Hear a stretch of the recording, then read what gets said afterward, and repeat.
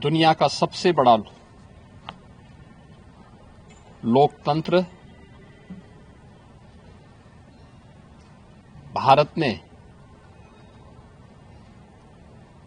आज नए भारत का, विकसित भारत की संकल्पना के रोड मैप को लेकर के अपना नया बजट देशवासियों के सामने प्रस्तुत किया है। मैं सबसे पहले देश के यशस्वी प्रधानमंत्री आदरणीय श्री नरेंद्र मोदी जी के प्रति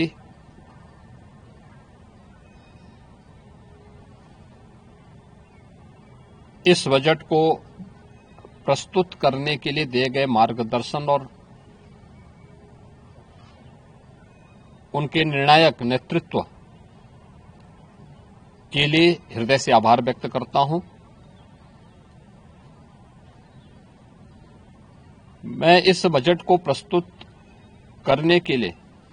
केंद्रीय वित्त मंत्री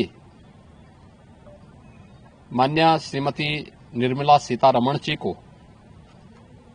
हृदय से अभिनंदन करता हूं,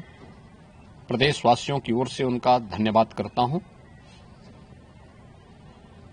145 करोड़ भारतवासियों के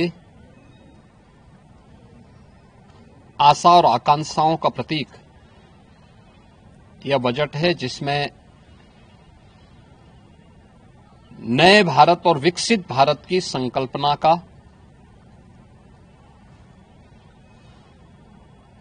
दृष्टि स्पष्ट दिखाई देती है। 12 लाख करोड़ रुपए से अधिक की पूंजी कैपिटल एक्सपेंडिचर के लिए, एक सुदृढ़ इंफ्रास्ट्रक्चर के लिए बजट में प्रावधान करना,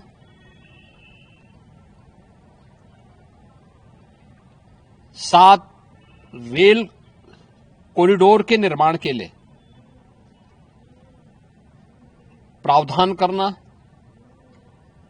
आयुष सेक्टर को विकसित करने के लिए और हेल्थ सेक्टर को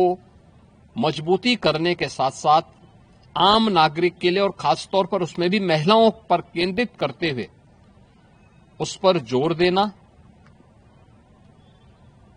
हर जनपद में महिलाओं के लिए, कामकाजी महिलाओं के लिए छात्रावास के निर्माण का कार्य हो या स्टेम,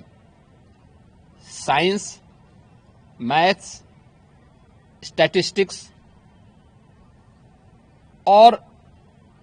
इमर्जिंग टेक्नोलॉजी से जुड़े हुए छात्रावास के निर्माण के लिए सहयोग करने का, युवाओं के सपने को एक नई उड़ान देने के लिए उनके लिए बेहतरीन इंफ्रास्ट्रक्चर से युक्त सुविधाएं उपलब्ध कराने के लिए ऐसे हॉस्टल के निर्माण का कार्य हो, नौजवानों के लिए हर एक सेक्टर में अवसर उपलब्ध हो, यह सबके साथ साथ जो व्यापक रिफॉर्म के साथ अलग अलग सेक्टर में रिफॉर्म को लेकर के जो बजट प्रस्तुत किया गया है, यह आम नागरिकों के जीवन को सहज और सरल बनाने में मदद करेगा, भारत की अर्थव्यवस्था को तेजी के साथ आगे बढ़ाने में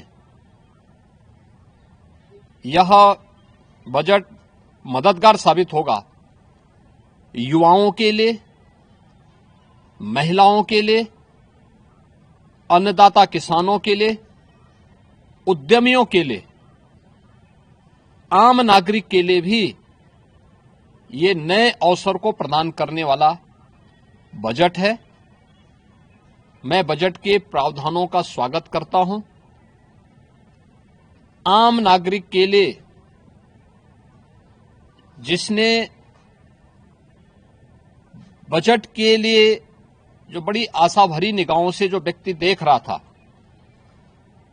खासतौर पर मध्यम वर्गीय परिवार, गत वर्ष देश ने जीएसटी रिफॉर्म को देखा है,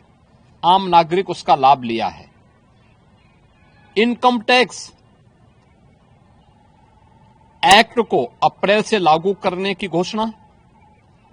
उसको सरलीकृत करने, हर व्यक्ति आसानी से अपने रिटर्न को भर सके,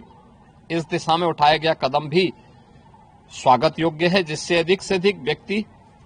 इनकम टैक्स की तरफ आकर्षित होगा और इनकम टैक्स का अपना रिटर्न भरने के लिए